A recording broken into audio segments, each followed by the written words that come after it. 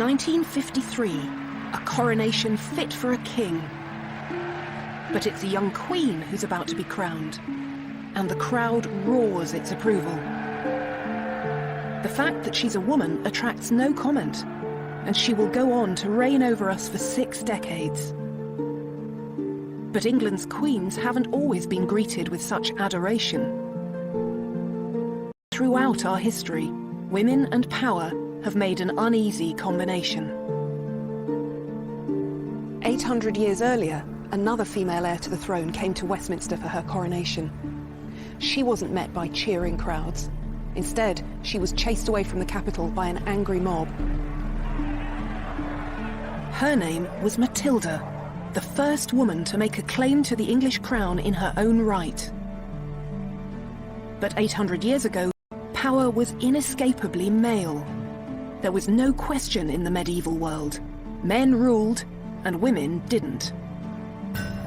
A king was a warrior who literally fought to win power, then battled to keep it. Yet despite everything that stood in their way, a handful of extraordinary women did attempt to rule medieval and Tudor England. This series is about the queens who challenged male power and the fierce reactions they provoked. When they pursued power like kings, these royal women were criticised and condemned. Most graphically of all, they've been vilified as she-wolves. These are the stories of the she-wolves of England.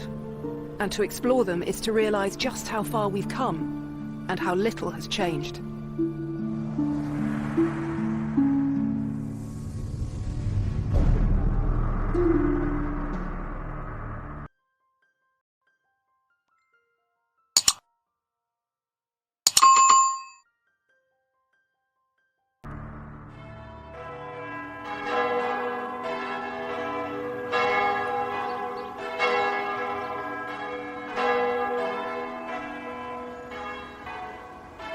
On the 24th of June, 1141, a 39-year-old woman sat down here at Westminster to a sumptuous banquet.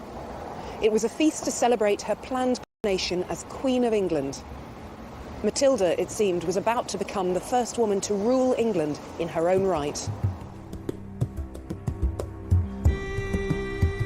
Matilda was the daughter of Henry I and granddaughter of William the Conqueror, but you won't find her on the roll call of English monarchs.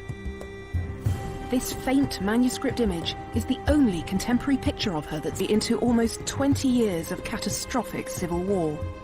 Matilda herself has gone down in history as a domineering and destructive woman, perceived by men as a she-wolf, simply because she dared to challenge the assumption that only a man could wear the English crown.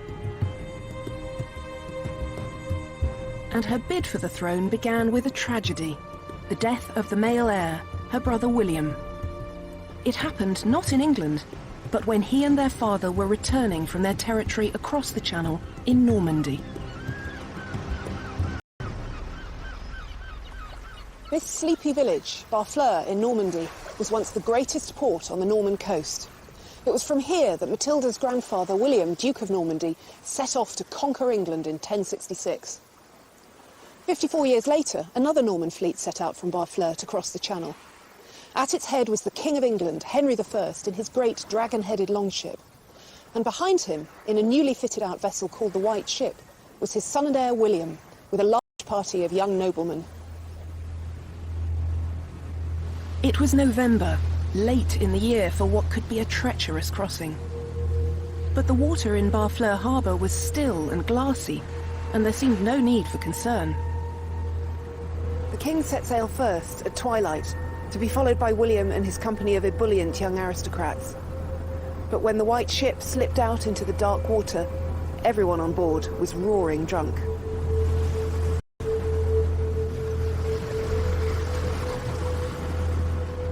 No one noticed the rock at the harbour mouth, but no one could mistake the sickening jolt as the ship struck.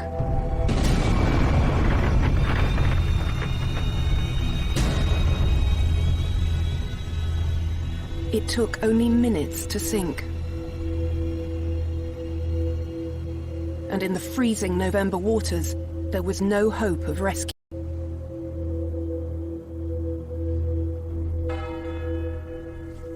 the chronicler William of Malmesbury wrote, "No ship that ever sailed brought England such disaster."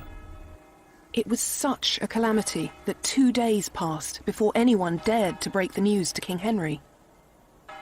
When eventually a stuttering boy was pushed forward to tell him that his son was dead, the king collapsed in anguish." It was a personal tragedy, but for a king, the personal was always political, and all Henry's hopes for his country's future had been swallowed by the sea, along with his drowned son.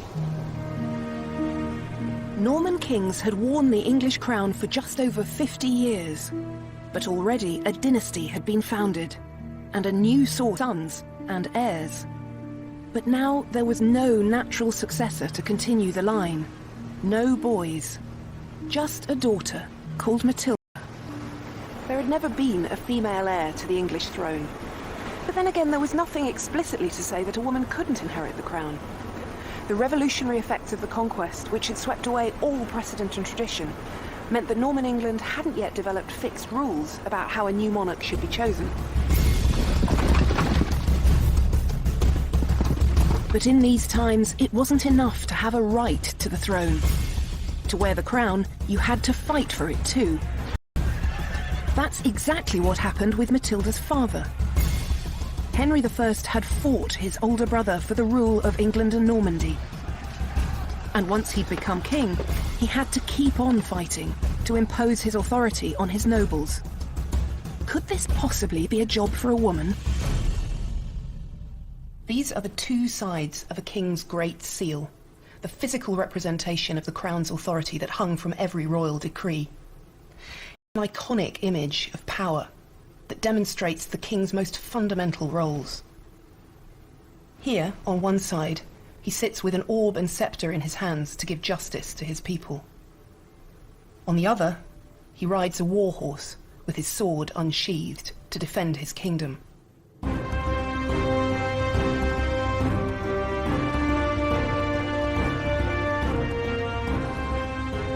Even today, power still looks, sounds and feels overwhelmingly male. Back then, there was no question in contemporaries' minds about the order of God's creation.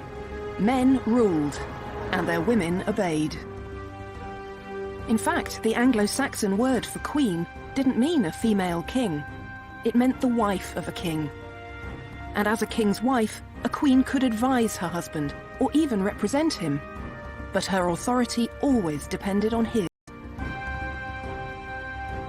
And it was this limited kind of queenship, as royal wife to a royal husband, for which Matilda had been prepared since birth. When she was a small child, her father sent her to a foreign land to be married to a complete stranger.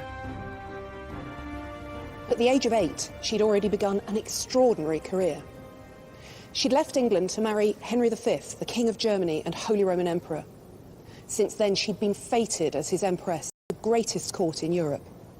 And as a result, she had a powerful sense of her own majesty.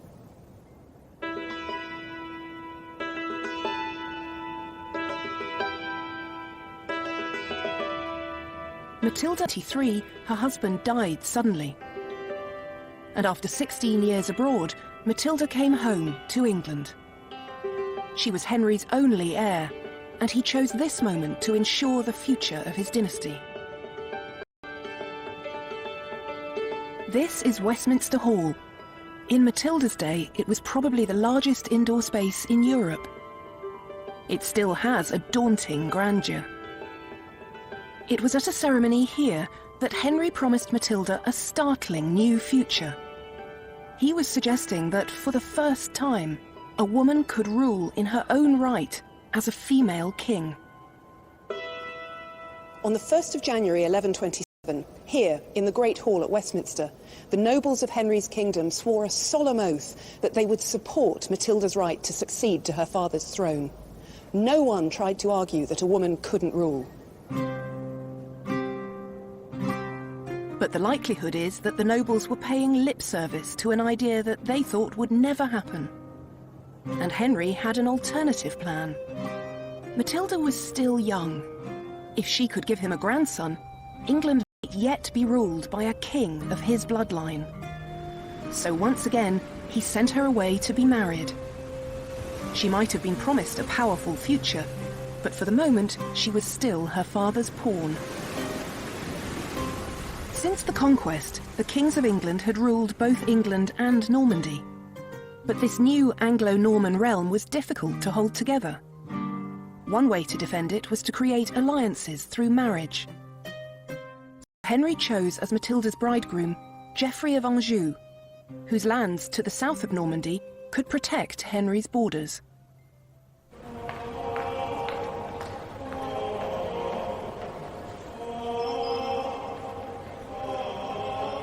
In June 1128, Henry came here to his Norman capital, Rouen, to knight his prospective son-in-law.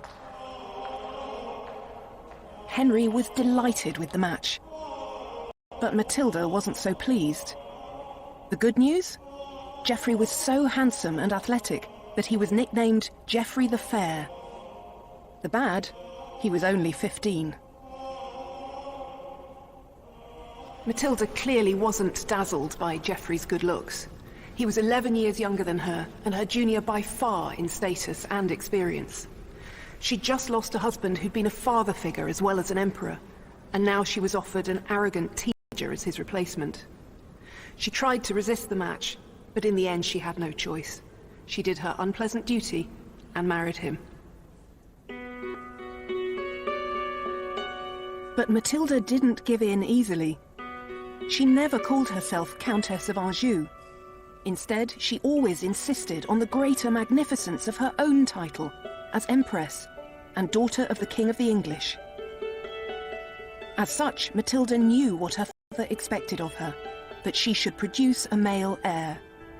But just a year after the wedding, the unhappy couple were living apart. Matilda might have given up on her marriage, but her father hadn't. In 1131, he imposed a reconciliation on the couple, and to good effect. In the spring of 1133, Matilda gave birth to her first child, a healthy boy called Henry, after his proud grandfather. A year later, she had a second son. So Henry had his male heirs. But he was in his 60s, and it would be years before they grew up. And there was more. Having a family of her own meant that Matilda's loyalties were now split.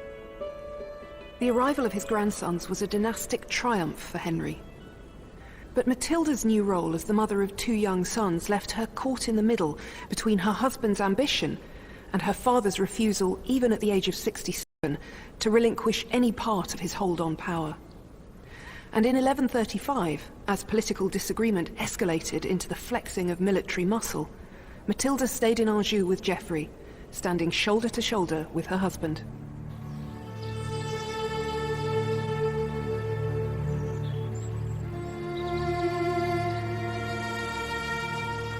But just as Matilda was fighting for power for her husband, she was suddenly offered power in her own right.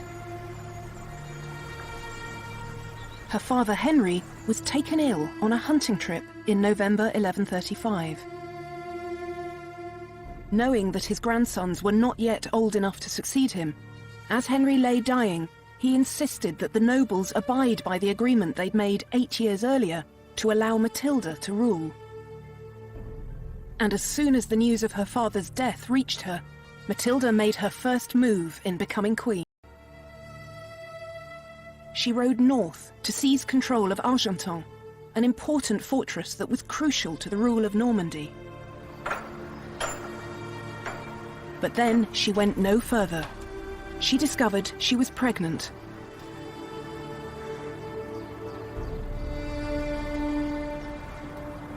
It's impossible to know what was going through Matilda's mind stuck out here at Argentan. The chronicler William of Malmesbury says only that she failed to return to England for certain reasons, which at a distance of almost 900 years, if the nobles would simply rally to her cause. What we do know is that while Matilda hesitated, it was her cousin Stephen who seized the moment.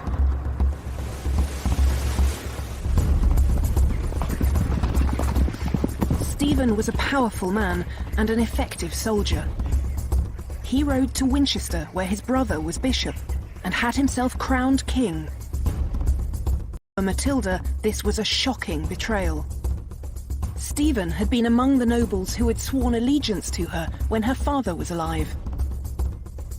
Matilda believed absolutely in her right to the throne. But her big mistake was to assume that others did too. Male might, it seemed, still overcame female right. According to a chronicle known as the Gesta Stephani, the Deeds of Stephen, there was no one else at hand who could take the king's place and put an end to the great dangers threatening the kingdom. This is hardly an impartial account. It was written by a monk with close ties to Stephen's court, and Stephen is the hero of the story. Unfortunately, no one was writing Matilda's story. Stephen's masterstroke was his speedily arranged coronation. Once God had made him king, no man, let alone a woman, could undo it. Stephen's kingship had taken effect in the moment he was anointed with holy oil. But in that instant also lay the seeds of civil war. Two different forms of royal legitimacy now stood in opposition to one another. Matilda was the only legitimate child of the previous king, and the nobles had sworn allegiance to her as his heir. But Stephen had just been anointed and crowned as Henry's successor. Victory for one now meant defeat for the other.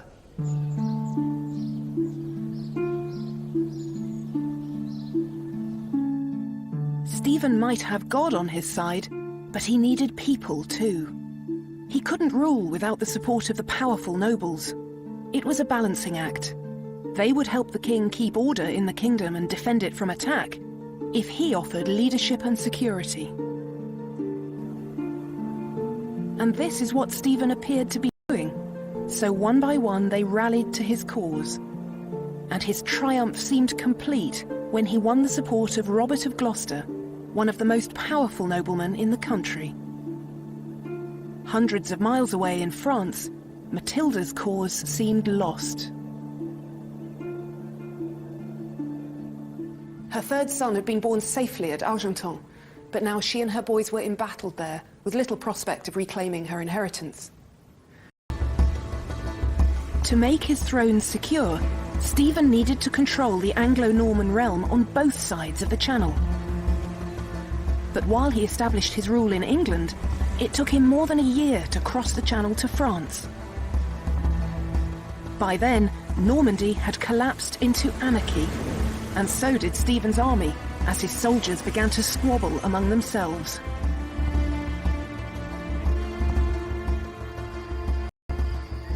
At her base at Argenton, news reached Matilda that Stephen's campaign in Normandy was disintegrating into chaos.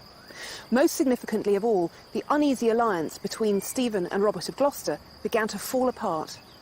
And in June 1138, in a dramatic about-turn, Robert declared his support for Matilda.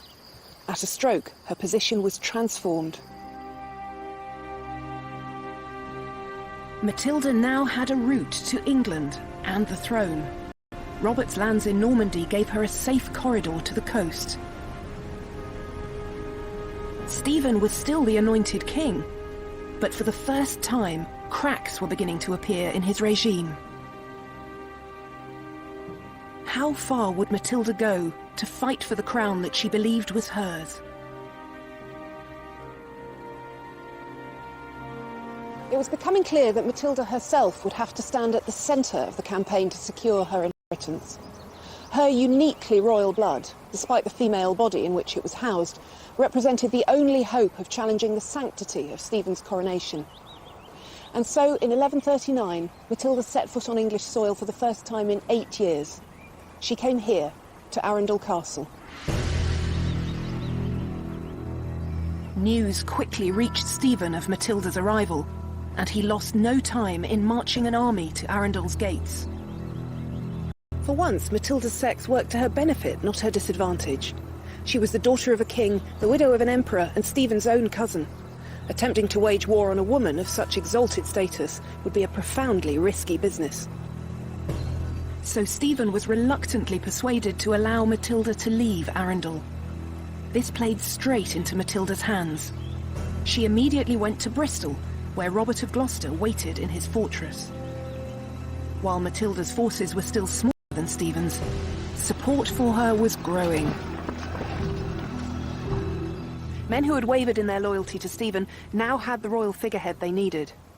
And while Matilda's forces had no chance of overwhelming Stephen's army head-on, they did find a way to wear him down with feints and lightning strikes, a kind of guerrilla warfare that kept Stephen on the back foot. Civil war raged in England, and it took an immense toll on the country. The countryside was plundered and reduced to blackened earth by hostile troops.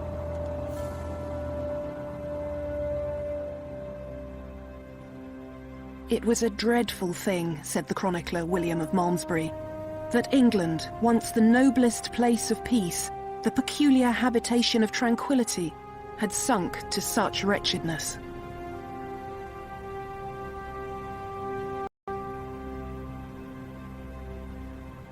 But out of that wretchedness would come the moment of Matilda's greatest triumph. In February 1141, in vicious fighting at Lincoln, troops loyal to Matilda defeated Stephen's army and took the king prisoner. It had been 5 years since her father's death, but now the throne was within her reach for the first time. Now Matilda knew she needed the church and the people to recognize her as queen.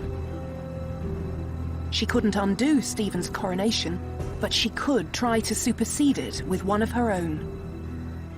And she found an unlikely ally in the man who had orchestrated Stephen's coronation. His own brother, Bishop Henry of Winchester. Matilda cleverly promised Bishop Henry first place among her advisors, and in return, he rallied the church to her cause. In April 1141, Bishop Henry convened a special council of the church at Winchester. Among those who attended was the chronicler William of Malmesbury. This is a translation of William's chronicle, and it's an extraordinary thing, more than 800 years later, to read an eyewitness account. It turned out that the bishop was a master of political spin. He explained to the council that when King Henry died, he had left his crown to his daughter. But, he said, because it seemed tedious to wait for the lady, who made delays in coming to England since her residence was in Normandy, thought was taken for the peace of the country, and my brother allowed to reign. This was a piece of breathtaking revisionism, but the bishop didn't stop there. Stephen, he declared, hadn't brought peace and justice to England, and he was now a prisoner. So the English church spoke in the voice of Bishop Henry. We choose as Lady of England and Normandy the daughter of a king who was a peacemaker, a glorious king, a wealthy king, a good king, without peer in our time, and we promise her faith and support. This was a victory that Matilda had fought for 6 long years to achieve. So here at Winchester, Matilda was recognised as England's lady, domina in Latin. What that meant was that she would have dominion, power or lordship of the kind that her father had enjoyed. And once she was anointed and crowned, she would become a new kind of queen, one who would rule in her own right. Matilda began to prepare for her coronation. She was on the brink of becoming England's first female king. But as she began to act like England's new ruler, it became clear that she still had a battle to fight. As the chronicles written at the time reveal, when the great men of the kingdom began to be confronted with the reality of female rule, they didn't like what they saw. She was lifted up into an insufferable arrogance, and she alienated the hearts of almost everyone. She had brought the greater part of the kingdom under her sway, and on this account she was mightily puffed up and exalted in spirit. She at once put on an extremely arrogant demeanour instead of the modest gait and bearing proper to the gentle sex, began to walk and speak and do all things more stiffly and more haughtily than she had been wont, to such a point that soon, in the capital of the land subject to her, she actually made herself queen of all England and gloried in being so called. This has become the defining account of Matilda's difficulties at this crucial moment. She was just too arrogant to make a success of ruling. But there's more going on here than a previously undetected character flaw. Matilda was trying to become Queen of England, Not in the conventional sense of a king's wife, but in the unprecedented form of a female king. And kings didn't deport themselves with a modest gait and bearing. They had to be commanding and authoritative. But when Matilda tried to do that, she was seen as unnaturally domineering. The great men of the realm couldn't believe that a mere woman wouldn't take their advice without question. And as the rumblings of discontent grew louder and louder, medieval spin doctors went to work. True to form, the hostile chronicler of the Gesta Stephani, The Deeds of Stephen, reported that she had demanded money from the citizens of London, and when they resisted, she, with a grim look, her forehead wrinkled into a frown, every trace of a woman's gentleness removed from her face, blazed into unbearable fury. Stephen was still a prisoner, but troops loyal to his cause began to ravage the lands south of the Thames, just across the river from the City of London.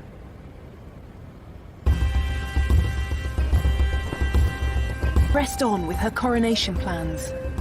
She was so close to her moment of triumph, but at the last moment, everything began to unravel.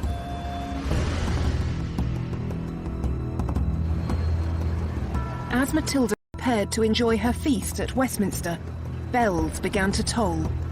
The gates of the city swung open, and out swarmed thousands of armed Londoners to drive her away from the capital.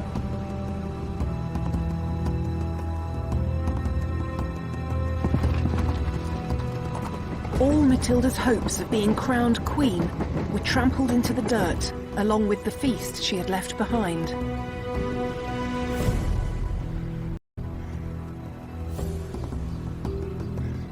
But things were about to get still worse. News reached Matilda that Bishop Henry had swapped sides once again and declared his support of his brother Stephen. Matilda pursued the bishop to Winchester, but was caught in an ambush. She was smuggled to safety, but her greatest supporter, Robert of Gloucester, was captured in battle. Without him, she knew she could never hope to win, so she bought his freedom. But the price was high. She had to release her most valuable prisoner by far, her rival, Stephen. Still, she fought on, and in September 1142, Matilda was besieged by Stephen's forces in the burned and blackened city of Oxford. For 3 months she held out, but just before Christmas, she decided to risk everything in one last effort to escape. Matilda's escape from Oxford is the most famous, the most daring, and certainly the bravest moment of her life. In the cold and dark, with a bodyguard of just 3 trusted soldiers, she left Oxford Castle by a small side gate. Wrapped in white cloaks as camouflage against the snow, they walked silently across the frozen river. An army surrounded the castle, but no one saw them pass. They trudged 7 miles through the drifting snow before they found horses to carry them to safety.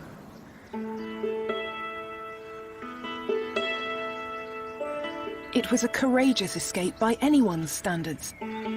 And even the Gesta Stephani remarked on Matilda's extraordinary tenacity.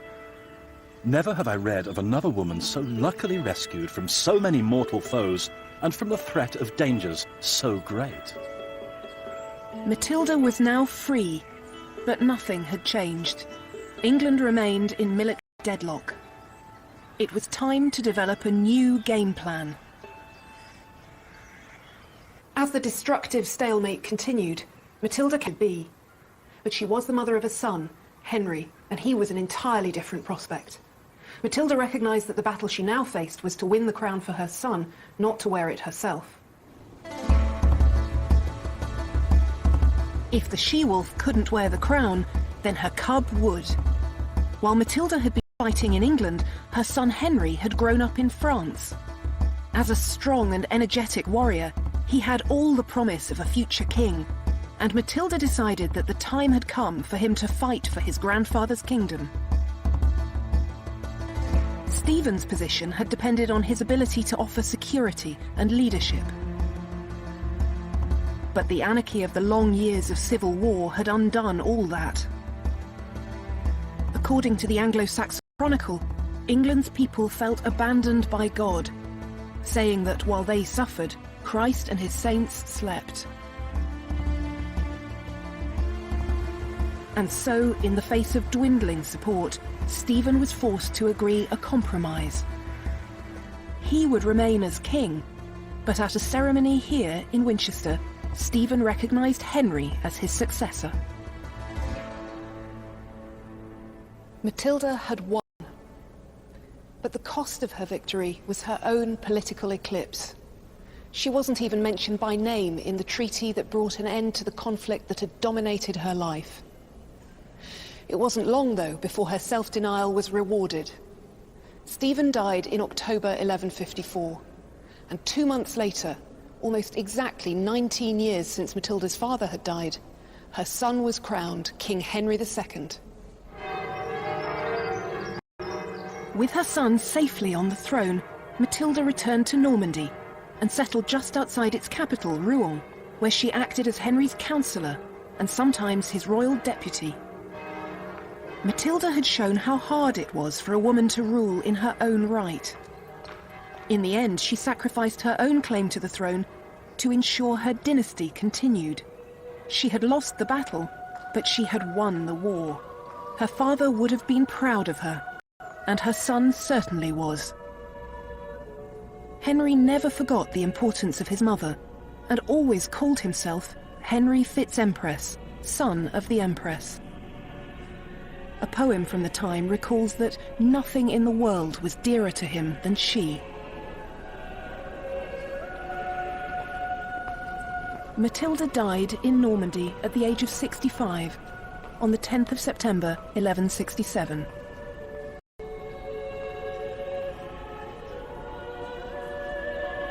Political pragmatism that made her son king. These Latin verses were later inscribed on her tomb. Ortu magna, viro maior, sed maxima partu, hic jacet Henrici filia, sponsor, parens. Great by birth, greater by marriage, but greatest in her offspring. Here lies the daughter, wife, and mother of Henry. Her son's triumph was the vindication of everything she'd done, but the price to be paid for that victory was her disappearance between the lines of her own epitaph. This was the price that Matilda paid for being a queen who dared to believe she might act like a king. And still the question remained, would a woman seeking this much power always face such outrage?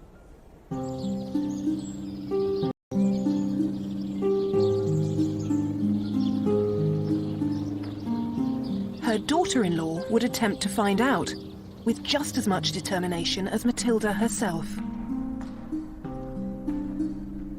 But as the centuries have gone by, Eleanor of Aquitaine's fame has endured less as a she-wolf than as a queen of the romantic world of chivalry and courtly love. In fact, we know very little for certain about Eleanor's looks or her emotional life.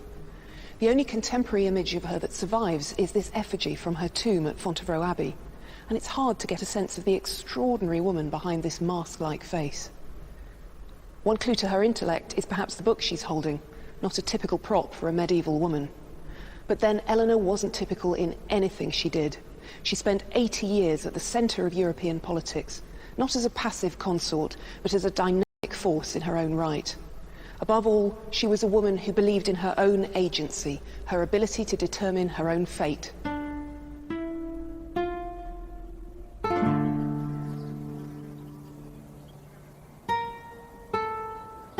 Eleanor's childhood was spent in Poitiers, one of the great cities of her father's Duchy of Aquitaine. In her day, it had a reputation as a place of poetry, romance, and wit. It was a flamboyant and sophisticated court for a girl to grow up in. This exquisite church, with its elaborate carvings and richly painted walls, gives us a rare glimpse into the sumptuousness of Eleanor's early life. But at the age of 13, she was abruptly taken away from all this. The beginning of Eleanor's life was entirely conventional for an aristocratic heiress. Just like Matilda, but Eleanor made a particularly powerful match. her new husband was heir to the French throne, and within days of the wedding, the old king died. Now, at the age of only 13, Eleanor was Queen of France, wife of King Louis VII. Louis, who was unworldly and young for his years, was puppyishly devoted to his beautiful wife.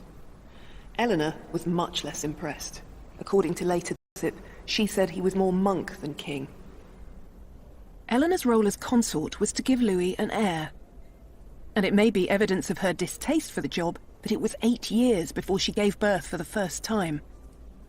The baby was strong, healthy, and perfect in every way, except for the fact that she was a girl. But Eleanor was still only 21. And from their court in Paris, there was another project consuming the royal couple. Louis and Eleanor had decided to go on crusade.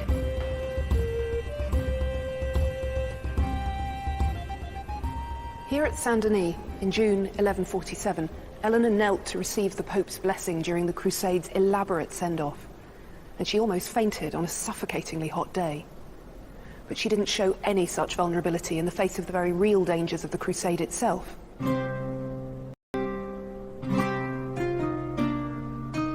Eleanor and Louis were joining the great battle between the Christian West and Muslim East to win control of Jerusalem and the Holy Land. This adventure was the first sign that Eleanor was not going to be a conventional wife or queen. A crusade was not to be taken lightly, a treacherous journey across thousands of miles to face dangers of landscape, climate, disease, and war. Ironically, though, the greatest threat to France's queen wasn't her position near the front line, but a personal scandal. Eleanor and Louis made their way across Europe. In the spring of 1148, they sought refuge in Antioch, now in modern-day Turkey, which was ruled by Eleanor's uncle, Raymond of Poitiers. According to one chronicler, Raymond was the handsomest of the princes of earth, and Eleanor delighted in his company. Soon the intimacy between them began to spark scandalous gossip that raced across Europe. This was a dangerous moment for Eleanor. She was suspected of having an incestuous affair with her uncle. Bad enough, you might think. For a queen, however, adultery was also treason. When Louis decided to leave Antioch, Eleanor astonishingly refused to go with him. And when he tried to insist, she showed just how far she was prepared to go to escape him. Eleanor decided to use church law to claim that her marriage was invalid. In theory, the church banned marriages where a couple shared an ancestor within the previous 7 generations, as Eleanor and Louis did. But this was a law that the powerful could always get permission to ignore.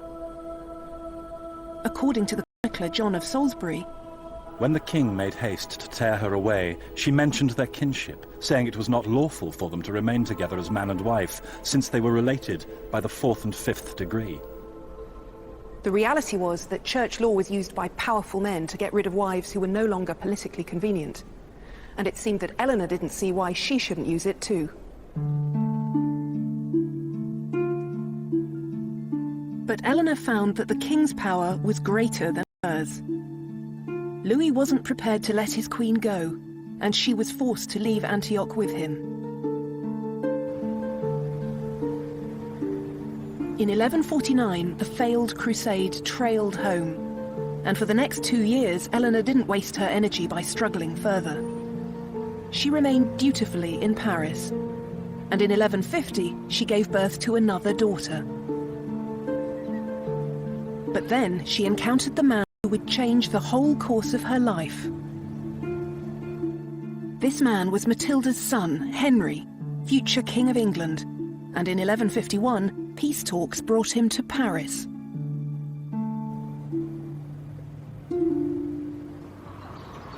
Eleanor and Henry must have met when he came to the French court in the summer of 1151, though the chroniclers are tantalizingly silent on the subject. He was 9 years younger than Eleanor, a fiery and charismatic young man, boundless energy as a soldier and a leader. And just 7 months later, the difficulties in Eleanor's marriage erupted into the open once again. This time, it was Louis who had given up the fight to keep his wife by his side. In March 1152, a committee of French bishops annulled their marriage, and Eleanor left Paris immediately for Poitiers.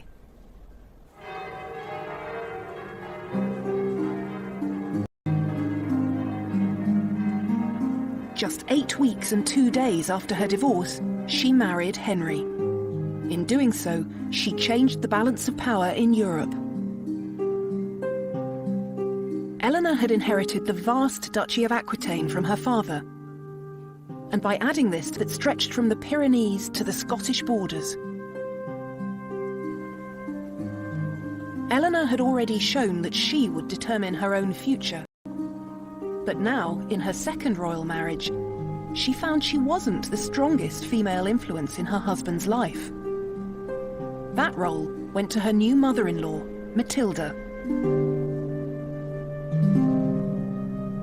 We don't know anything about the relationship between these two formidable women. But what we do know is that while Eleanor did her duty as Henry's queen, producing 8 children in 15 years, it was Matilda who was the elder stateswoman in his government.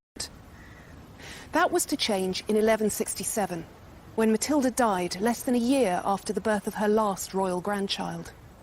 Now, at the age of 43, Eleanor's political career was about to begin in earnest.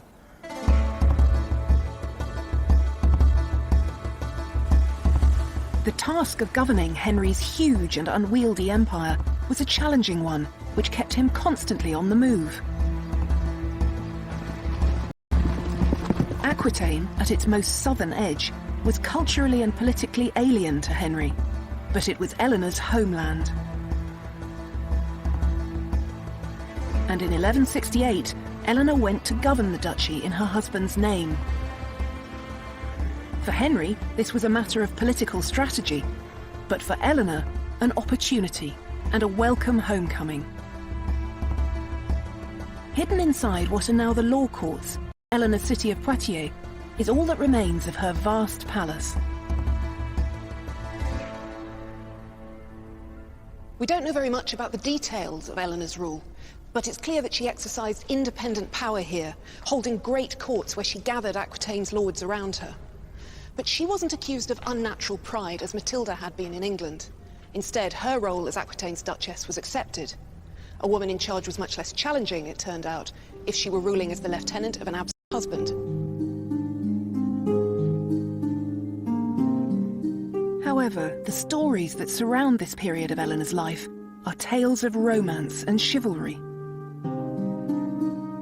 Aquitaine was the home of the troubadours, who sang of knights declaring their passionate devotion to unobtainable ladies and attempting heroic deeds of valor to win their hearts. One 12th century text entitled De Amore puts Eleanor at the center of these stories, ruling over a court of love that pronounced judgment on questions such as whether true love could exist in marriage.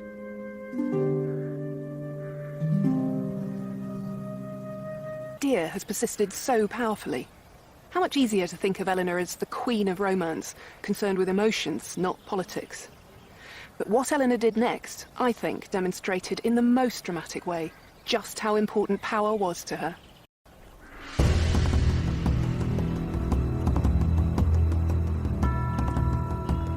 This magnificent castle at Chinon, on the banks of the Loire, was one of the most important centres of Henry's rule.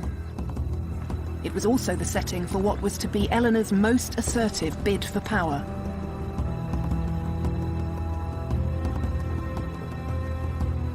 Eleanor never had a claim to be a monarch in her own right, but her children did. And as a mother, she was prepared to fight tooth and claw for her son's rights. It was a fight that would dominate the rest of her life. Male heirs were a medieval king's greatest asset, the insurance that his dynasty would prevail. But grown-up sons weren't always prepared to wait patiently while their father still reigned. When Eleanor's 3 eldest boys reached their teens, they were champing at the bit for a share in ruling their father's empire. And although Henry promised them a role to play, he couldn't bring himself to delegate real power. In 1173, their oldest son had had enough of his father's empty promises.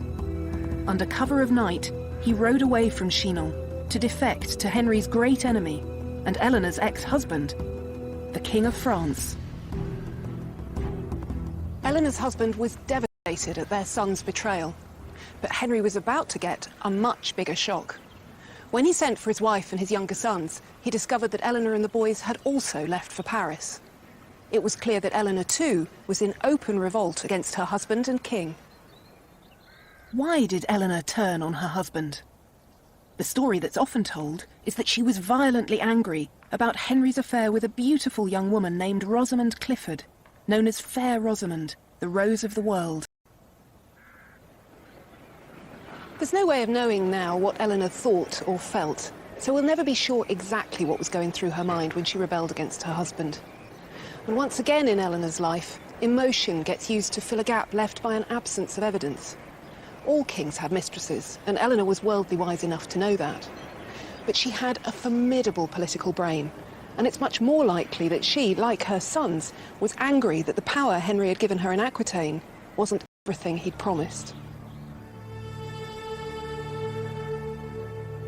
Eleanor was treading an intensely dangerous path, but she had thinkable when she left one king to marry another. Now her second royal husband was standing in the way of her ambition, and she would leave him too. Sons rebelling against their father were a cause of outrage and sorrow, but the 12th century had seen it all before. A wife rebelling against her husband was a new and profoundly alarming phenomenon. One chronicler scoured his archive to find more than 30 examples of sons taking up arms against their father, but not a single precedent of a queen in revolt against her husband. In a public letter, the Archbishop of Rouen told Eleanor that she threatened the very fabric of society. "Man is the head of woman," he said. "We know that unless you return to your husband, you will be the cause of a general ruin."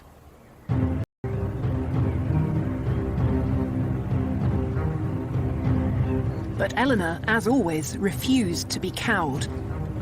She set about mustering support from the disaffected lords of Aquitaine, who were always ready to resist Henry's rule. Finally, she rode north to join her sons. But she never arrived. She was captured on the road by her husband's forces. According to one chronicle, they found her disguised as a man. With Eleanor captured, the boys were no match for their father. By the autumn of 1174, they had no choice but to throw themselves on his mercy. Henry was generous in victory and offered his sons peace with honour. To Eleanor, he was not so magnanimous.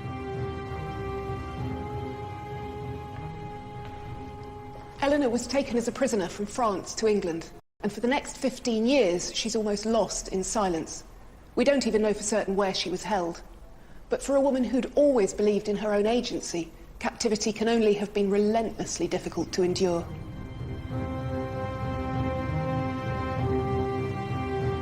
Eleanor was blamed for their family's descent into civil war. But during the 15 long years she was kept under lock and key, they kept on fighting. It was a conflict that claimed the life of her eldest son. And it didn't stop until 1189, when at the age of 56, in his fortress of Chinon, Henry II died. His body was taken to Fontevraud Abbey, 10 miles westward along the Loire River. His heir was his second son, Richard, Eleanor's favourite child, who would one day be known as the Lionheart. It was dusk when Richard stepped into the church, England, but his mother was now a free woman.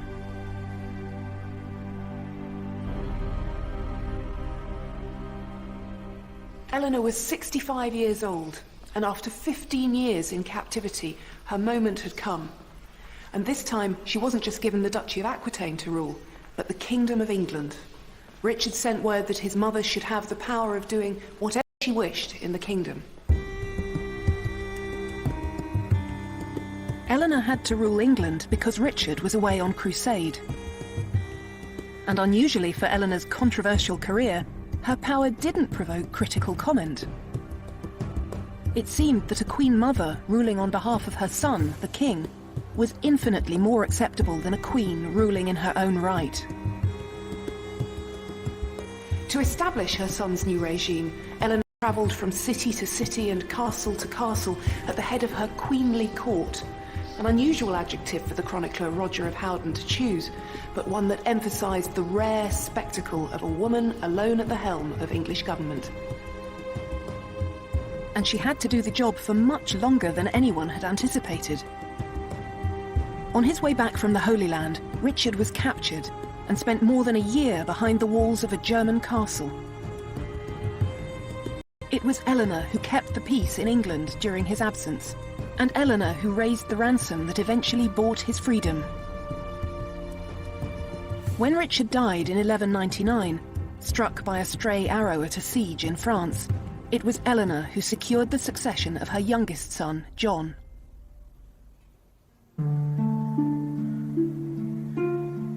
Amazingly, at the age of 75, she travelled hundreds of miles, the length and breadth of France, to support John's rule. But eventually, age and exhaustion caught up with Eleanor.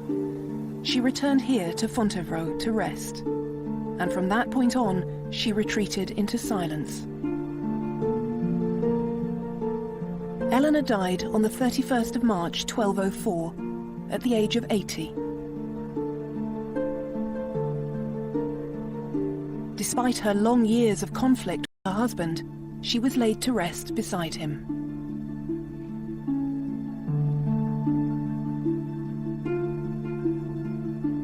Matilda and Eleanor both believed in their right to rule for themselves.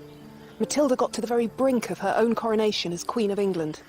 And when Eleanor's power and autonomy were threatened, she went so far as to lead a rebellion against her own husband. But in practice, it turned out that the sight of a woman pursuing power for herself caused consternation. In the next programme, we meet the queens who inspired that title in literature. One accused of murder, the other of plunging the country into the Wars of the Roses, Isabella and Margaret each fought for power in one of the most brutal periods of English history.